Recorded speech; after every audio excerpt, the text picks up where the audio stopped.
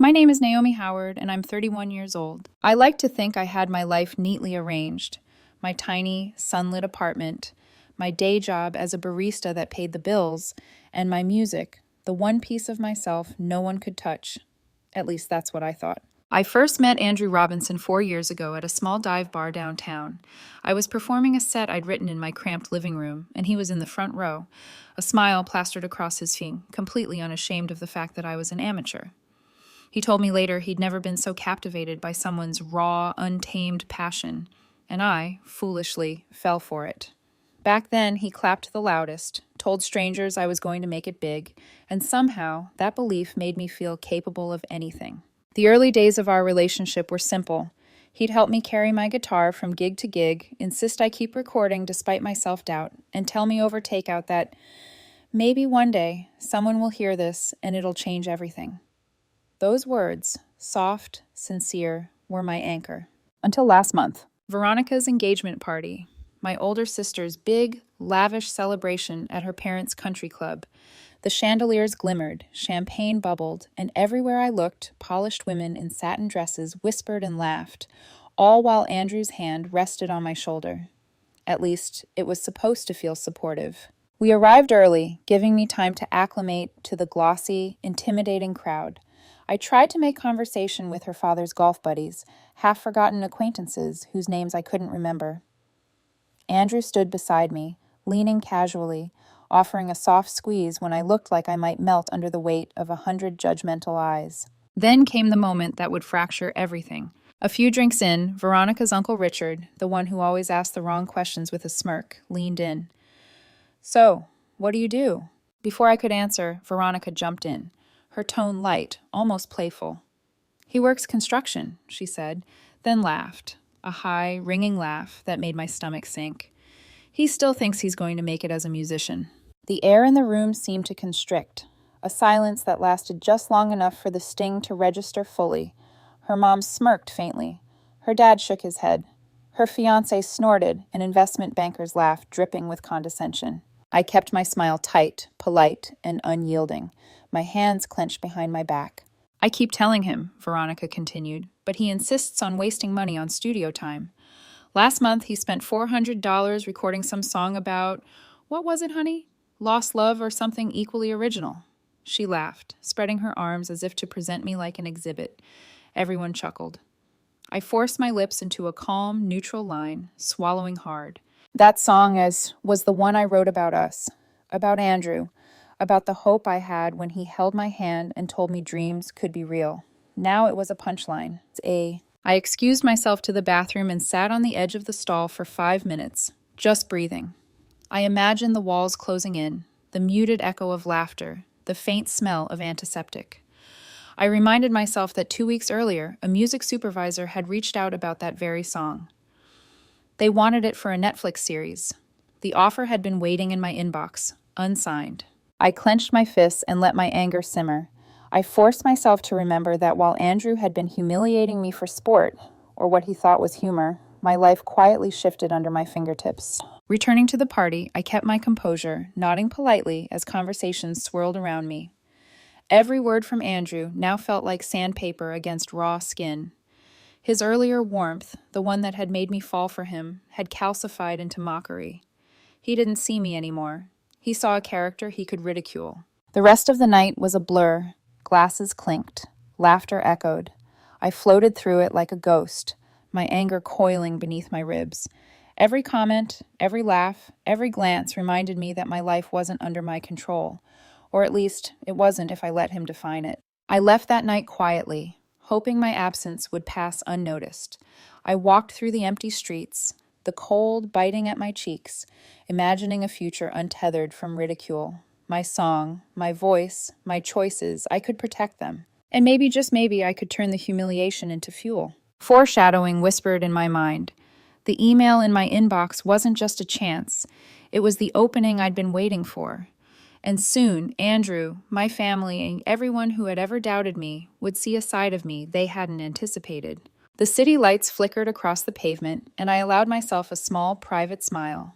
Maybe one day, That's exactly what I whispered to myself as I pressed my back against a cold brick wall and let the night wrap around me like a cloak. I had no idea then how far that night would push me or how deeply the world could shift beneath my own hands. But I knew one thing: I wasn't broken. Not yet. The apartment was quiet when I returned, the kind of quiet that presses against your ears, making your own heartbeat feel like an intruder. I poured myself a glass of wine and sank onto the couch, trying to unravel the knots of humiliation and anger from Veronica's engagement party. Andrew's words, once comforting, replayed like a cruel tape. Wasting money on studio time. Pathetic. Maybe one day. I traced the rim of my glass, thinking about how he had cheered me on for years, how he had once whispered promises of belief and encouragement. And now? He mocked me publicly, laughed at the one thing I poured my soul into. The contrast was dizzying. The man I had loved for 4 years had transformed into a stranger who couldn't recognize my worth. And yet, in the midst of my simmering fury, a small flicker of opportunity glimmered. That email from the Netflix music supervisor sat unread in my inbox. The song they wanted was the same one Andrew had humiliated me over.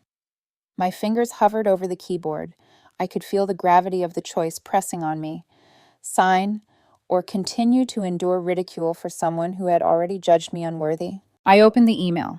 The offer was substantial, $125,000 for full rights plus residuals. My song, my story, my emotions, all worth more than I'd ever imagined. And yet, no one in my life, no one who had laughed at me, knew.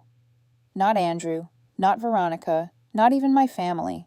I sat back, letting the silence stretch, the city lights outside my window painting long shadows across the room. A quiet thrill ran through me. This was my moment, private and unassailable. For the first time, I felt the power of my own decisions. By 2:47 a.m., I had signed the contract. I opened a new bank account, separate from anything Andrew could touch. This was more than financial autonomy. It was emotional liberation. The song that had been my vulnerability, my secret confession of love and hope, was now a shield. My heart beat fast with anticipation. The following week, Andrew continued in his oblivious routine. Dinner at our usual spot downtown. He ordered steak, I had a salad, and as usual, he found ways to belittle me subtly. I just feel like I'm the only one thinking about our future, he said, sighing dramatically. Do you know how embarrassing it was at your sister's party? Everyone else talking about promotions and investments, and I had to explain my boyfriend is still chasing teenage dreams. I raised an eyebrow, forcing a polite smile. He doesn't know the storm that's brewing behind my calm face, I thought. You spent $400 on a studio session last month, really, he continued. Do you ever wonder if you're just playing pretend? I sipped my water, letting the comment land but not affect me. He didn't see that the same song he dismissed had just earned 6 figures in a single deal, that his mockery had no power over the truth I now held. You tried, Andrew said, reaching over to pat my hand, the same patronizing gesture I had once found comforting. My lips twitched in a barely restrained smirk. That's what matters. I nodded. Maybe one day, I whispered internally, remembering the words he had once used to lull me into complacency. Only now the meaning had reversed. This maybe was mine, not his, and it was becoming a reality he could never mock. Over the next few days, the song debuted on the Netflix show. The opening scene, a tender kiss between 2 characters, was underscored by my voice. The first text came from Natalie, my sister, gushing about the beauty of the song. It's called When You Knew Me, she typed, and it's incredible. The music supervisor says it's the find of the year. I leaned back in my chair, letting a small laugh escape. Incredible, that's what it was. The very song that had been a punchline at the engagement party was now the centerpiece of a professional production, receiving recognition and acclaim beyond anything I had imagined. Andrew, blissfully unaware, continued to lecture me about practicality, about growing up, about giving up the wasting money on toys nonsense. He had no idea that every note I sang, every chord I played, was now worth more than he could comprehend, and soon that realization would hit him like a thunderclap. The real triumph, though, wasn't just financial. It was the private knowledge that I had chosen myself, that I had acted decisively when others doubted me, that the very thing they mocked became my proof of worth. And as I lay in bed that night, the hum of the city outside, I allowed myself a small, private smile. This is only the beginning. The morning the song premiered on Netflix, I was brewing coffee in my tiny kitchen, the scent of roasted beans grounding me. My phone buzzed incessantly, numbers I didn't recognize. I ignored them at first, pouring cream into my cup, savoring the quiet before the storm. "Dude, you're on the radio!" My friend Tony's voice blared over the line. He was in disbelief, phone pressed to his ear, streaming the local station. That was it. My song. My voice. My story. I let it ring. Andrew called. Again. And again. I let it go to voicemail. He had no idea. None. The same song he had ridiculed was now flooding living rooms, headphones, and hearts across the country. And he didn't even know it was his girlfriend's, or rather ex-girlfriend's, song. By the time I drove home, the streets were alive with the autumn glow, leaves brushing against tires, people bustling by, oblivious to the quiet upheaval in my life. When I pulled into the driveway, my heart sank. There were 3 cars already, Veronica's, Natalie's, and Patricia's. Inside, the confrontation began. Veronica's mascara was streaked down her face, the evidence of sleepless nights and simmering panic. Patricia looked exhausted, a carefully maintained facade now crumbling. Natalie, ever the practical observer, scrolled on her phone, probably fact-checking the claims that would soon tumble out. Veronica's voice trembled, tiny and incredulous. Is what true? I let the silence stretch before answering, letting the weight of her earlier ridicule settle back onto her shoulders. "Don't," I said.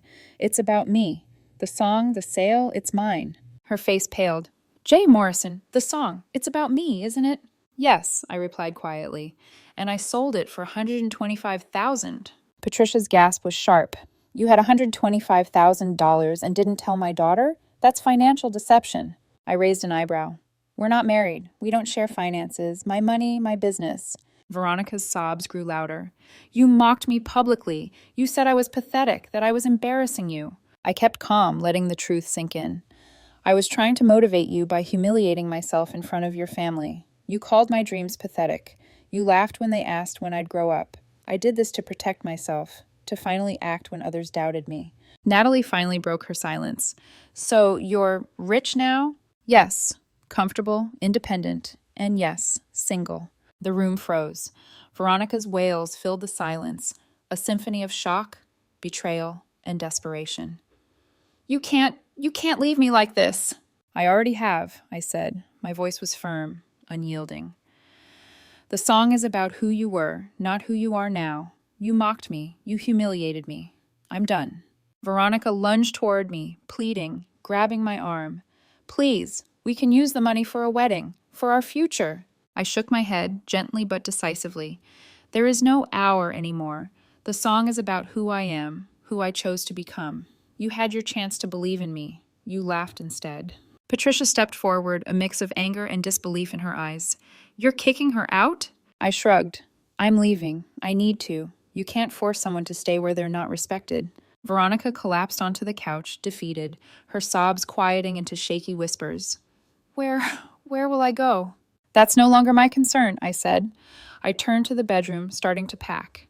She followed, voice cracking. Please don't do this." "I was wrong. I see it now. Your music is amazing. I'll support it. I'll change." I zipped my bag closed, taking a deep breath. Past tense. That song, my success. It's who I am, not who I was for you, and you chose to mock it. She whispered one last time, barely audible. "You're being cruel." I shook my head. "No, cruel was letting your family laugh at me. Cruel was calling my dreams pathetic. I'm choosing myself." I left, closing the door behind me, leaving a trail of silence and shattered illusions. Later, as I set up my laptop in a quiet hotel room, the world outside buzzing with normalcy, I felt something I hadn't in years: control. The email from Netflix confirming streaming numbers, the residuals, the validation of my work. They all reminded me that while others doubted me, my talent had always spoken for itself. In that moment, I realized the truth of everything I had learned in the last 4 years. Some people love the idea of who you could be. Others, like me, need to choose who they are, even if it means leaving love behind. The first morning after leaving, sunlight spilled across the hotel room, warming my bare shoulders as I sipped black coffee. The world outside carried on, oblivious to the upheaval in my own life, and for the first time in months, I felt a quiet sense of freedom. The text from Veronica had stopped, replaced by a flurry of voicemails and social media notifications, accusations, desperate pleas, the occasional threat. I let them accumulate, unopened. Each message was a reminder that I had chosen myself over the people who had belittled me, who had refused to see my worth.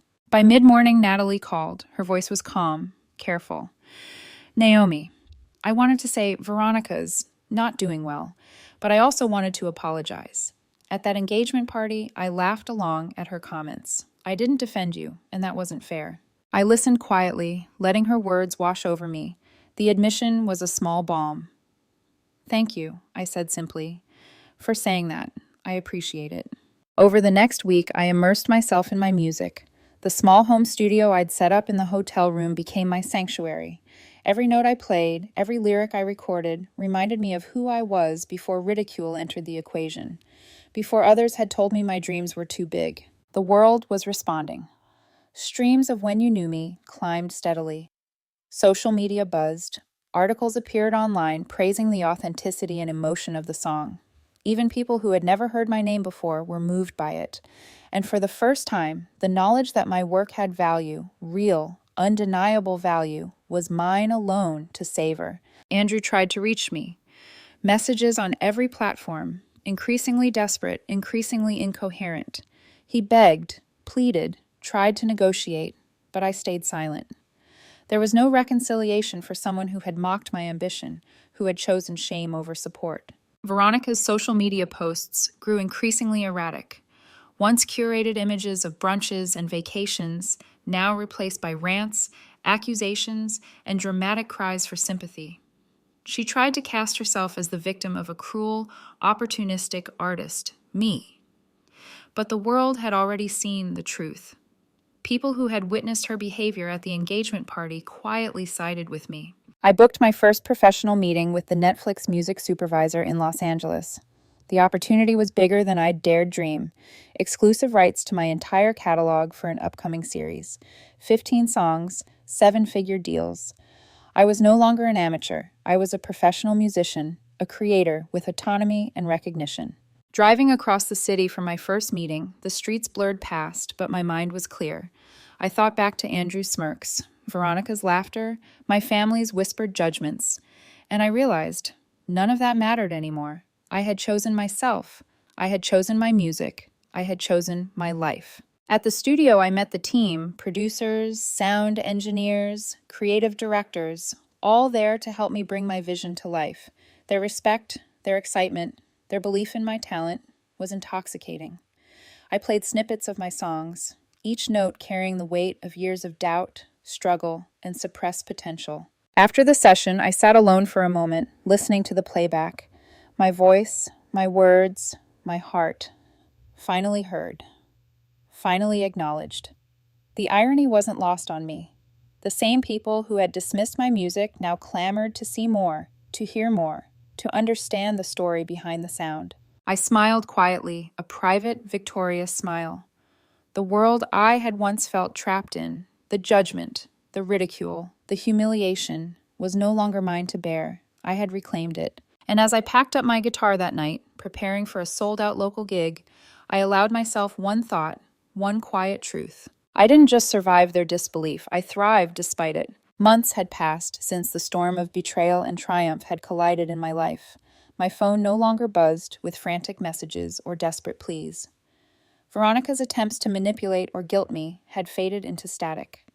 Andrew's smirks and dismissive words were now memories, ghosts of a life I had left behind. I sat in my new apartment, a modest but perfect space with a corner dedicated to my home studio. The sunlight streamed through the windows, highlighting the dust motes dancing lazily in the air. It smelled faintly of coffee and polished wood, a scent that had become the aroma of freedom. A sold-out show awaited that night, and the thought of performing for a crowd of 500 people who came solely for my music made my chest tighten with anticipation. No one's judgment hung over me. No one's disbelief shadowed my achievements.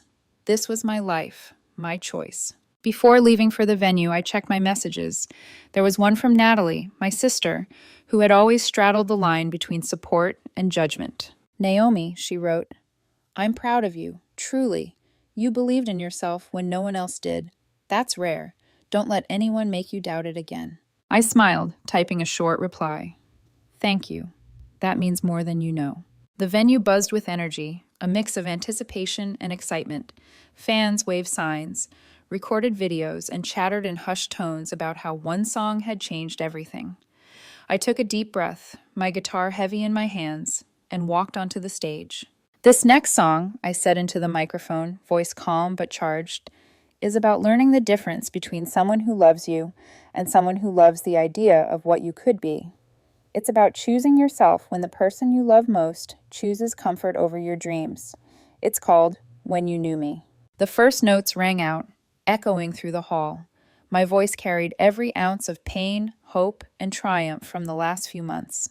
As I sang, I remembered the nights of doubt, the sting of humiliation, the quiet moments of victory as I signed contracts, opened bank accounts, and reclaimed my voice. Each lyric was a declaration. I had survived. I had won. After the last chord faded, the applause was thunderous. Faces in the crowd shone with admiration and recognition. Phones lit up with videos of the performance, ready to spread the story further. And for the first time, I realized that this wasn't just my success.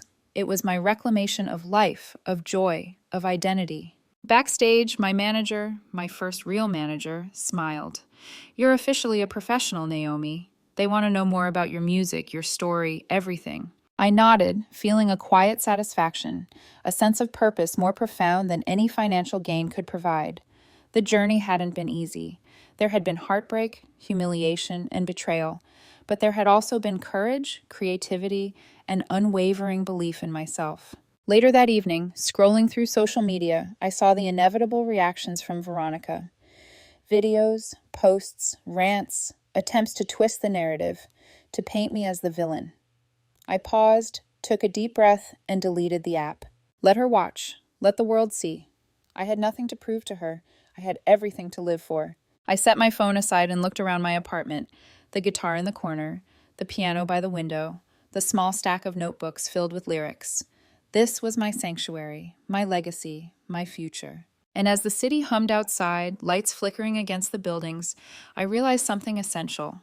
Freedom wasn't about revenge or proving anyone wrong.